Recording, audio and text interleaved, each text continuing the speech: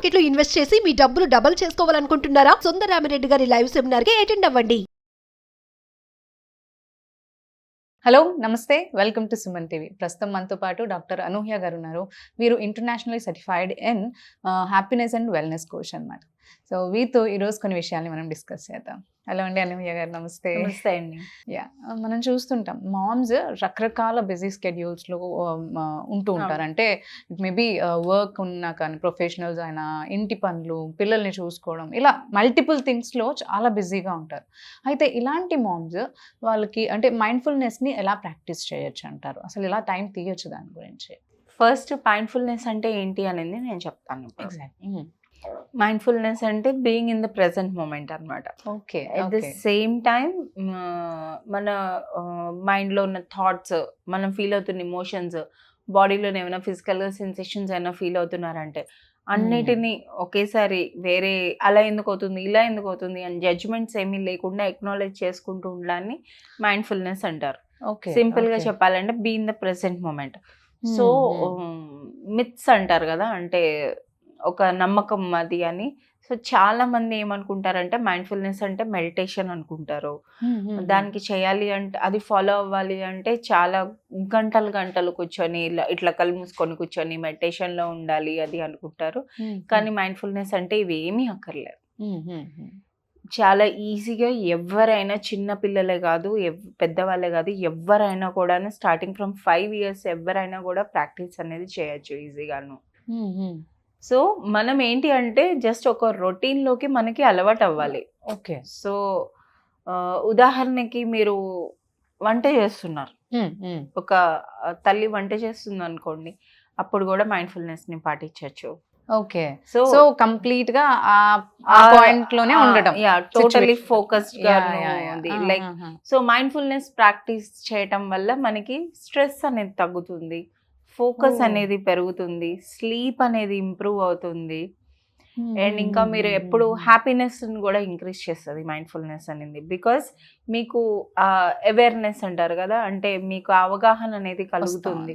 So మీ emotions కూడా, మీ భావోద్వేగాలను కూడా మీరు బెటర్ గా మేనేజ్ చేసుకోగలరు. బట్ ఇట్స్ డిఫికల్ట్ కదా, మనకు మల్టిపుల్ థాట్స్ వస్తుంటాయి. ప్రెసెంట్ ఏం పని చేస్తున్నా కానీ వెనకాల బ్యాక్గ్రౌండ్ లో మల్టిపుల్ థాట్స్ వస్తూ ఉంటాయి. థాట్స్ వచ్చింది ఇక్కడ మైండ్ఫుల్నెస్ ప్రాక్టీస్ చేసిన వాళ్ళు మెయిన్గా ఏంటి అంటే you will be an observer, గమనిస్తూ ఉంటారు. లైక్ ఒక రైల్వే స్టేషన్ ప్లాట్ఫామ్ మీద తీసుకున్నాం అనుకోండి, సో ఆ ప్లాట్ఫామ్ మీద నించున్న ఒక వ్యక్తిలాగా మీరు ఆ థాట్స్ ని గమనిస్తారు, కానీ ఆ ట్రైన్ ఎక్కారు. సో మీ థాట్స్ అనేవి పాసింగ్ ట్రైన్ లాగా అన్నమాట. So they keep on coming. అది మానవ సహజం, మన మైండ్ నేచర్ అది. ఎగ్జాక్ట్లీ. సో మన మైండ్ మంకీ మైండ్ అంటారు కదా, సో నాన్ స్టాప్ వస్తూ ఉంటాయి. బట్ అందుకే మైండ్ఫుల్నెస్ అనేది ప్రాక్టీస్ చేయటం వల్ల దానికి అక్కడ ఒక పాజ్ అనేది వస్తుంది. సో ఈ పాజ్ అనేది అలవాటు అవుతుంది. ఎప్పుడైనా సరే ఇట్లా కొంచెం ఓవర్వెల్మింగ్, ఏదో సరిగ్గా లేదు, కొంచెం ఇబ్బందిగా అనిపిస్తూ ఉంటుంది కదా ఒక్కొక్కసారి మనకి, లేదా ఇట్లా నెగిటివ్ థాట్స్ వస్తున్నాయని మీరు అన్నట్టు. సో ఏం చేయొచ్చు అని అంటే చిన్న మైండ్ఫుల్ బ్రీతింగ్ అనమాట. మీరు ఏం చేస్తున్నా కూడా, ఉదాహరణగా థాట్స్ వస్తున్నాయి అనుకోండి, ఏం చేస్తున్నారో పని అక్కడికక్కడ ఆపేసేయాలి. ఆపేసి కొంచెం పక్కకి వెళ్ళి, దూరంగా వెళ్ళినట్టము, లేకపోతే ఏదైనా అంటే ఎంత లెవెల్కి రావాలి అంటే అవేర్నెస్, ఆ చేంజెస్ వచ్చే ముందే మనకి బాడీలో తెలిసిపోతుంది మైండ్ఫుల్నెస్ ప్రాక్టీస్ చేసినట్టయితే. ఓకే, ఈ విషయానికి నాకు కోపం వస్తుంది, లేదా ఈ విషయంలో నేను ఇలా ఫీల్ అవుతున్నాను అని. సో సాధారణంగా మనం ఏమనుకుంటామంటే అందరం కోపాన్ని అవాయిడ్ చేయాలి, రైట్? ఏదైనా నెగటివ్ ఉందంటే అవాయిడ్ చేయాలి, సప్రెస్ చేయాలి అనుకుంటాం, కానీ దానివల్ల ఇంకా ఎక్కువ అవుతుంది. రాదర్ మీరు దాన్ని ఎక్నాలెడ్జ్ చేసి యాక్సెప్ట్ చేస్తారు. సో మైండ్ఫుల్నెస్ చేయడం అంటే ఇది, you will acknowledge it. Yes, నాకు ఈ క్షణం కోపంగా ఉంది, నేను కోపంగా ఉన్నాను. And then when you accept, ఏమి ఉండదు అప్పుడు. అండ్ దెన్ ఎందుకు వస్తుంది కోపం అనేది, you will go to the root cause అనమాట. దేనివల్ల మీకు కోపం వస్తుంది అంటే దేనివల్ల వస్తుంది అది అని. సో ఎప్పుడైనా ఎవరైనా ఇలాంటి ఓవర్వెల్మింగ్ సిచ్యుయేషన్ లాగా అది ఏమైనా అనిపిస్తే కనుక quick mindful breathing technique, just కళ్ళు మూసుకొని ఒక 4 deep breath in 4 counts, and next 4 counts hold చేస్తారు.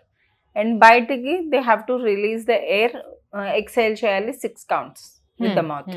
అంటే ఇలా అలాగా. ఓకే. సో ఈ విధంగా చేయటం వల్ల వాళ్ళకి ఒక క్విక్ మైండ్కి ఏంటంటే ఒక క్విక్ రీసెట్ వస్తుంది అనమాట. So they can get back to their work. వాళ్ళు ఏం చేస్తున్నారో ఆ పనికి వెళ్ళిపోవచ్చు. ఓకే. ఓకే. ఒక 2-3 సంభాషిస్తున్నప్పుడు ఇంట్లో ఉన్న మీ కుటుంబ వ్యక్తులతో కానీ లేకపోతే వర్క్ ప్లేస్లో కానీ ఎక్కడైనా సరే మాట్లాడుతున్నప్పుడు, మనం ఇది వరకు మాట్లాడుకున్నాం ముందు వీడియోస్లో యాక్టివ్ లిసనింగ్ అని. సో 100% ఫోకస్ అనేది వాళ్ళ మీద ఉంటుంది అనమాట, ఐ టు ఐ కాంటాక్ట్ పెట్టి. సో అప్పుడు హాఫ్ ద ప్రాబ్లమ్స్ ఉండవు కదా. మనకి యూజువల్లీ ఏమవుతుందో అంటే మనం ఏదో చూస్తూ ఉంటాం, పిల్లలు వచ్చేదో మాట్లాడతా, ఓకే మనం కూడా 100% ఫోకస్ పెట్టాం. సో మైండ్ఫుల్నెస్ అంటేనే జస్ట్ బీయింగ్ దేర్ అన్నమాట. అండ్ ఇలాంటి బిజీ స్కెడ్యూల్స్ లో ఉన్న quick showers, like 2-3 minutes quick showers, అట్లా ఆఫీస్కి రెడీ అయిపోతూ ఉంటూ ఆ బిజీలోనే అది ఉంటాం కదా, రాదర్ మీరు దాన్నే కొంచెం మైండ్ఫుల్గా రిలాక్సింగ్ చేసుకోవచ్చు. ఓకే. ఈ బిజీగా ఉన్నా కానీ బిజీ వర్క్ నే అబ్జర్వ్ చేస్తూ ఉంటాం. Because women itself we are multitaskers. మనకి like running on skate wheels అనమాట, మార్నింగ్ నుంచి నైట్ వరకు. So in that also multitasking బదులు single task, focus on single task. మీరు ఏం చేస్తున్నారో ఆ ఒక్క పని మీద దృష్టి పెట్టండి. అండ్ చాలా అంటే నేను పర్సనల్గా కూడా చూసాను డిఫరెన్స్. ఉదాహరణకి మనకి రెగ్యులర్ పనులు ఉంటూనే ఉంటాయి, ఇట్లా రెగ్యులర్ యాక్టివిటీస్. ఇంకా దానిపైన ఏమైనా ఫెస్టివల్ సీజన్స్, ఏదైనా ఆస్పిషియస్ డేస్, సెలబ్రేషన్స్ అవి ఏమైనా వచ్చాయి అనుకోండి, వర్క్ డబల్ అవుతుంది, స్ట్రెస్ ఇంక్రీజ్ అవుతుంది. సో ఏమవుతుంది, మీరు ఏదో ఒక పని చేస్తూ ఉంటారు, ఇంకొకటి ఏదో గుర్తొస్తూ ఉంటుంది. సో దాన్ని వదిలేసి ఇంకో దానికి వెళ్తారు. ఇన్ ది ఎండ్ చూసుకున్నట్టయితే మీకు అనిపిస్తుంది మల్టీ టాస్కింగ్ చేస్తున్నారు అనుకని, కానీ ఏ పని కూడా పూర్తిగా ఫినిష్ అవ్వదు. టైం కూడా అదే ఎక్కువ తీసుకుంటుంది. మనం on the top stress feel అవుతూ ఉంటాం. సో దానికన్నా మైండ్ఫుల్గా మీరు ఏం పని చేస్తున్నారు, ఓకే ఇవన్నీ ఉన్నాయి ఇవి అని పెట్టుకున్నా కూడా ఏ ఫోకస్ చేస్తున్నారో దాని మీద ఫోకస్ చేసుకొని అలా చేయటం వల్ల మైండ్ఫుల్నెస్ని వాడడం అనమాట. Like focusing on one single thing in that present moment. అది చేయటం వల్ల స్ట్రెస్ ఇంపాక్ట్ ఉండదు, మీ పనులు కూడా ఈజీగా అయిపోతాయి.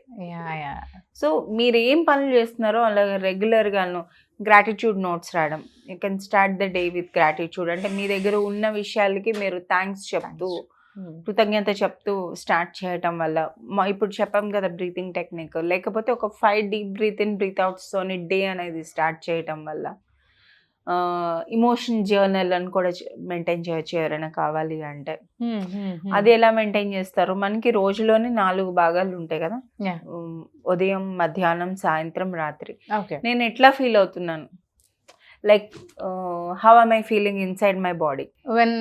మార్నింగ్ ఎలా ఫీల్ అయ్యాను, ఆఫ్టర్నూన్ ఎలా ఫీల్ అయ్యారు, ఈవినింగ్ ఎలా ఫీల్ అయ్యారు, ఏంటి, నేను ఏం చేయాలి నా బాడీని నేను సక్రమంగా. ఉదాహరణకి మీకు ఇక్కడ పెయిన్ వస్తుందని ఇప్పుడు ఇట్లా కూర్చొని మాట్లాడుతున్నాం, రైట్?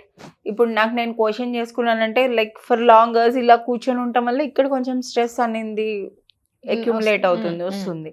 సో అయిపోయిన తర్వాత I can stretch my body కదా, కొంచెం ఇలా స్ట్రెచెస్ అనింది అలా చేయటం వల్ల ఏంటంటే ఇక్కడ మనం ఏం చేస్తున్నాం, మైండ్ఫుల్గా ఉంటున్నాం అనమాట.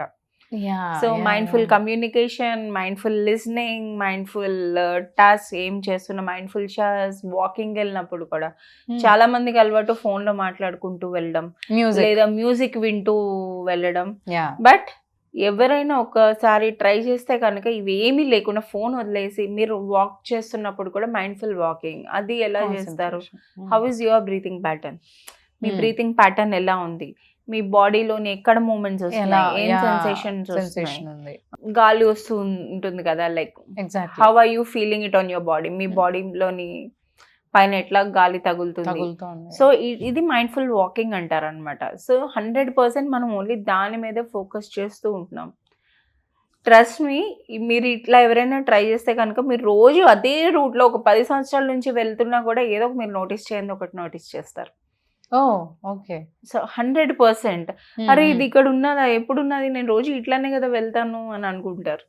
ఓకే. సో మన ఫోకస్ కూడా ఇంప్రూవ్ అవుతుంది అనమాట. ఓకే. సో ఇవన్నీ ప్రాక్టీస్ చేయటం వల్ల ఈజీగా ఎవరైనా కూడా మైండ్ఫుల్నెస్ని సింపుల్గా అలవాటు చేసుకుంటూ స్ట్రెస్ ఫ్రీ లైఫ్ని బ్యాలెన్స్గా హ్యాపీగా ఉండొచ్చు. ఎగ్జాక్ట్లీ. థ్యాంక్ యూ అండి. Thank you. Thank you.